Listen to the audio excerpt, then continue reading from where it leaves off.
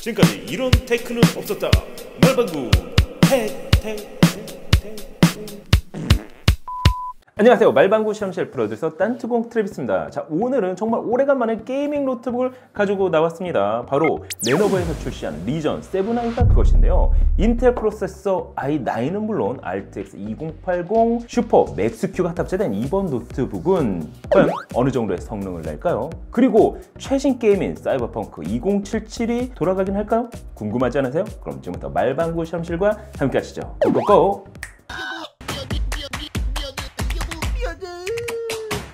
자, 오늘 준비한 노트북은 레노버에서 출시한 리전 7i가 그것입니다. 레노버의 흥행 보증 수표라고 할 수가 있죠. 리전 같은 경우는 꽤 많은 팬을 보유한 노트북인데요. 리전 7i는 5세대로 진화한 모델이자 시리즈 최상위 모델로 강력한 성능을 가진 게이밍 노트북입니다. 제품의 전체적인 디자인을 보면 우리에게 상당히 익숙한 리전의 폼팩터를 유지하고 있습니다. 팬텀 블랙 컬러의 심플한 외관 디자인과 후면부에 자리한 입출력 포트 구성이 특징인데요. 뿐만 아니라 측면과 후면 듀얼 쿨링 시스템, 안쪽으로 자리한 1600만 가지 컬러 LED는 상당히 화려하기까지 합니다.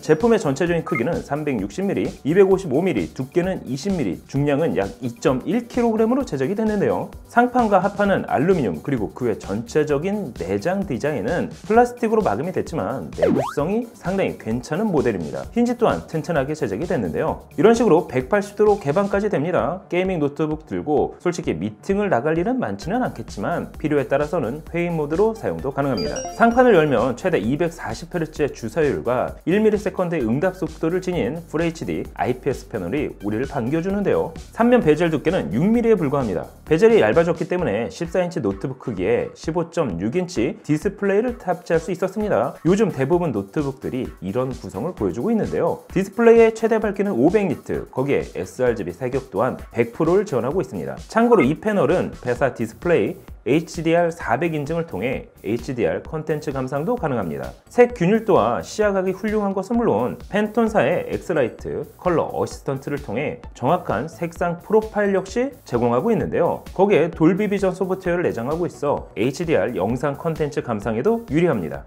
기존 리전 시리즈 노트북을 보면 디스플레이가 항상 평균은 했습니다. 이번 모델의 경우에는 최상위 모델답게 디스플레이 품질에 좀 더 신경 쓴 모습을 확인할 수가 있었습니다. 자, 그럼 게이밍 노트북에서 중요한 키보드는 어떨까요?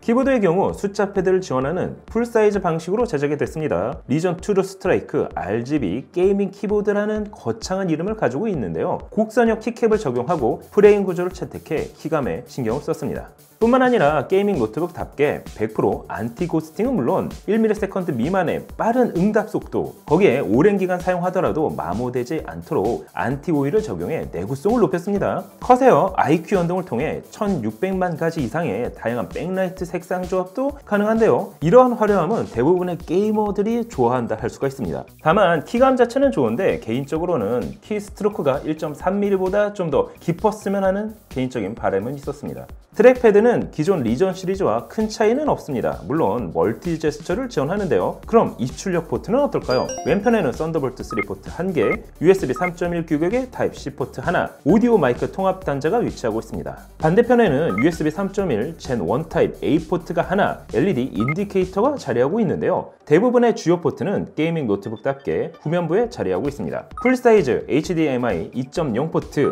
USB 3.1 Gen 1 타입 A 포트가 2개, 기가비트 이더넷 포트, DC 포트, 켄싱턴 락 슬롯이 자리하고 있습니다. 포트 구성을 보면 게임과 관련된 다양한 디바이스를 사용하기에도 부족함이 없는 구성이라 할 수가 있습니다. 특히 개인적으로는 썬더볼트 3 지원은 마음에 들었는데요.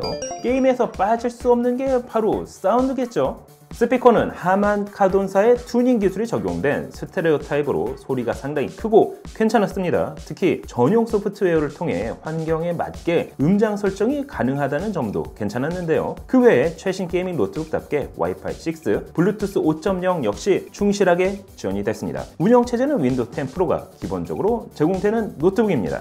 자, 그럼 이제 정말 중요한 게이밍 노트북의 스펙을 확인해 보도록 할까요?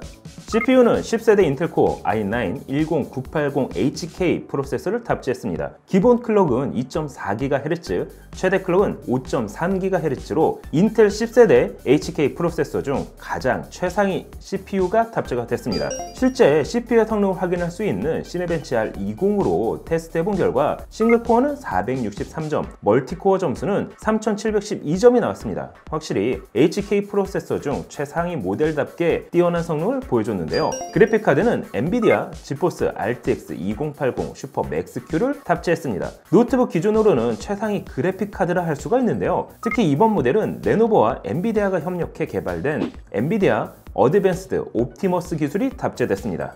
어라? 이건 뭐지라고 생각하시는 분들이 계실 텐데요.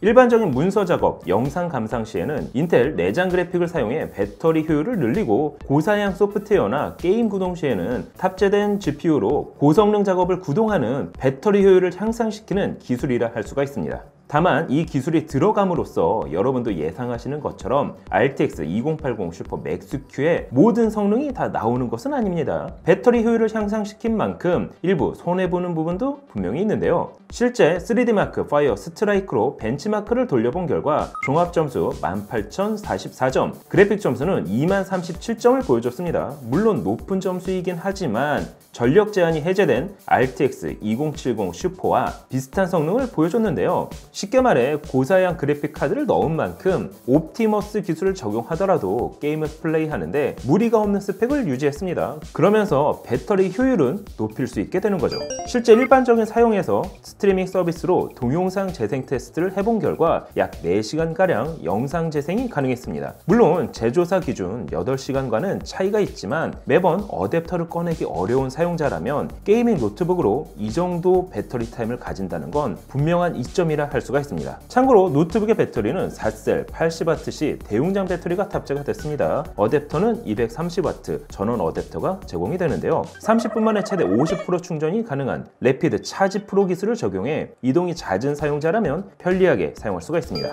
램은 DDR4 3200MHz를 지원하는 32GB 듀얼 채널로 구성이 됐습니다. 저장 장치는 1TB PCIe NVMe SSD를 기본으로 제공하는데요. 벤치마크로 테스트해본 결과 읽기는 3178MB, 쓰기 속도는 3010MB/s로 빠른 속도를 보여줬습니다. 1TB만큼 게임을 설치하기에 부족하지는 않았는데요. 거기에 추가로 1개의 NVMe 슬롯을 제공하고 있어 필요에 따라 업그레이드도 가능합니다.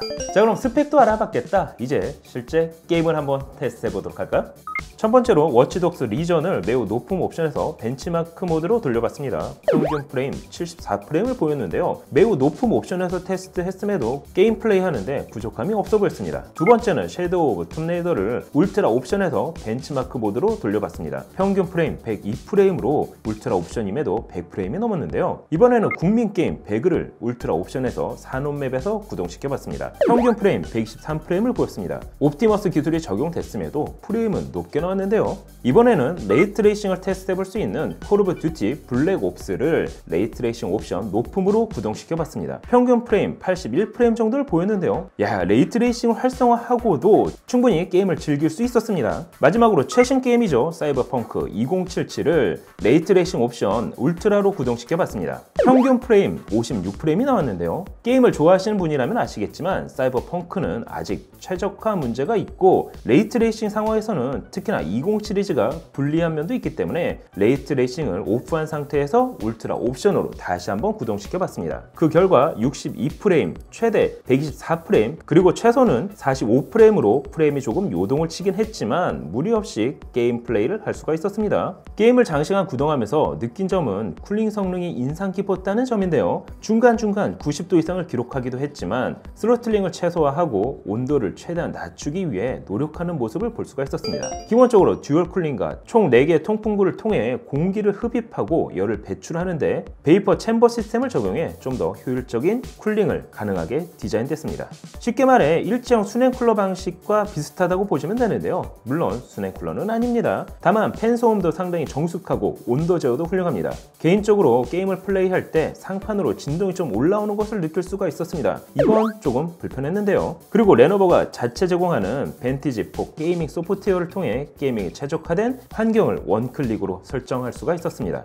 거기에 프리미엄 모델답게 이번 제품은 이지케어 서비스를 제공하는데요. 퀵 서비스로 노트북을 회수해 가고 다시 퀵 서비스로 배송해주는 서비스입니다. 확실히 요즘 같은 언택트 시대에 어울리는 서비스라 할 수가 있습니다. 자, 오늘은 레노버의 최신형 그리고 최고 사양의 게이밍 노트북인 리전 7i를 만나봤습니다. 개인적으로 리뷰하는 동안 상당히 재밌던 제품인데요. 그만큼 할 이야기도 많았고 다양하게 게임을 테스트해볼 수 있기 때문이었습니다. 여러분이 보시면 어떠신가요? 오늘 영상은 여기까지. 그럼 다음에 또 다른 테크 이야기로 찾아뵙도록 하겠습니다. 그럼 안녕! 짠! 윈도우 표류 일주일째. 네, 제발 좀 잡혀라. 형아, 아직도 신호가 안 잡혀. 아니, 배터리도 이제 얼마 없잖아. 잡혔다. 어서 빨리 구조 요청을 해, 형. 아니, 잠깐만. 오늘은 평일에도 말 야, 이 미친.